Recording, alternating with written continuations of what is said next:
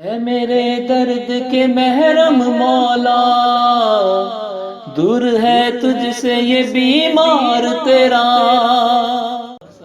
ان اللہ و ملائکۃ یصلون علی النبی یا حی الذین آمنوا صلوا علیہ وسلموا تسلیما۔ ویڈیو شروع کرنے سے پہلے ایک درخواست ہے کہ جو نئے لوگ آئے ہیں وہ سبسکرائب کر لیں تاکہ وظیفہ فور حاجت کی ہر نئی آنے والی ویڈیو سے فائدہ اٹھا سکیں، اور ویڈیو کو پسند آنے کی صورت میں لائک کریے، اور یہ ویڈیو آپ کو کیسی لگی اور کتنی آپ کی معلومات میں اضافہ ہوا کمنٹ میں مجھے آگاہ کریے، اور شیئر کر کے آپ بھی علم پھیلائیے۔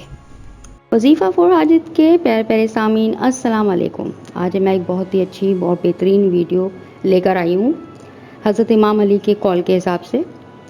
حضرت امام علی کی خدمت میں ایک شخص آیا اور پوچھا، یا علی وہ کون سی غذا ہے جو ہمیں کم کھانی چاہیے؟ امام نے فرمایا، وہ غذا گوشت ہے۔ یاد رکھنا، انسان کو بیماریوں میں دھکیل دیتا ہے گوشت، اور چہرے سے رونق کو، معصومیت کو ختم کر دیتا ہے۔ انسان اس دنیا میں اپنی خواہشات کو بڑھاتا ہے اور اپنے وجود کا جو ہے نفس کا غلام بن جاتا ہے۔ تو اس شخص نے پھر سوال کیا کہ یا علی میں گوشت کب کب کھاؤں؟ آپ نے فرمایا 7 ایام میں صرف ایک دفعہ گوشت کھانا دماغ کو تقویت دیتا ہے، یعنی آپ کا اس سے دماغ مضبوط ہوگا، تیز ہوگا، بڑھے گا۔ پیٹ بھر کے گوشت کھانا چہرے کی رونق کو ختم کر دیتا ہے اور انسان کے وجود میں انسانی خواہشات، بیماریاں، نفسانی خواہشات اور تکبر پیدا کر دیتا ہے۔